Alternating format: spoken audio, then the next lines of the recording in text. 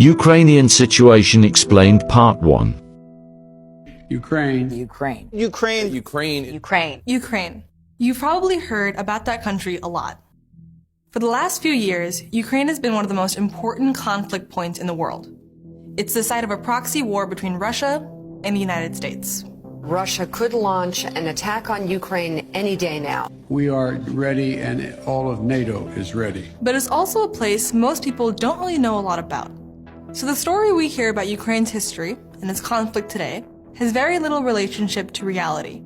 I'm going to tell you a story about modern Ukraine, but this is also a story about America and how American money and weapons ended up in the hands of these guys, the neo-Nazis and ultranationalists of Ukraine's far right.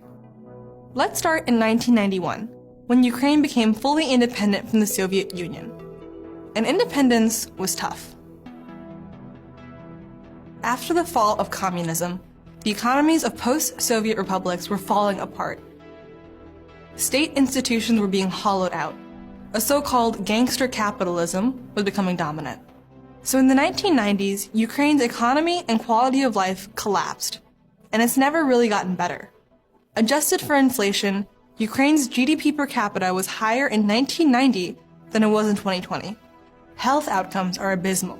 In 2019, the life expectancy of Ukrainian men was lower than in Syria, Iraq, and North Korea. And as quality of life collapsed, nationalism flourished. Some people turned to extremist politics. And that was partly because Ukrainian nationalism, formed in opposition to the Soviet Union, tended to have a strongly right-wing flavor. To understand that, we have to look at a crucial figure in Ukrainian nationalist history, a guy named Stepan Bandera.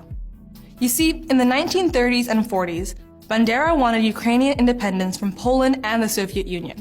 So when the Nazis invaded, Bandera allied with them.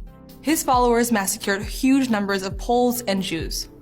But in spite of this legacy, Bandera is still viewed as a hero in the west of Ukraine. There are Stepan Bandera streets, museums, and monuments. In 2010, Bandera was even named an official hero of Ukraine. But Bandera is hated in the East, where Soviet identity was historically a lot stronger. And that East-West divide was a big fracture within Ukraine. In Western Ukraine, there was more stress on a specifically Ukrainian identity, closer to Europe. In Eastern Ukraine, meanwhile, people were more likely to stress their historic ties to Russia and the Russian language. Fast forward to 2010. When Ukraine elected a relatively pro-Russian politician named Viktor Yanukovych as its president.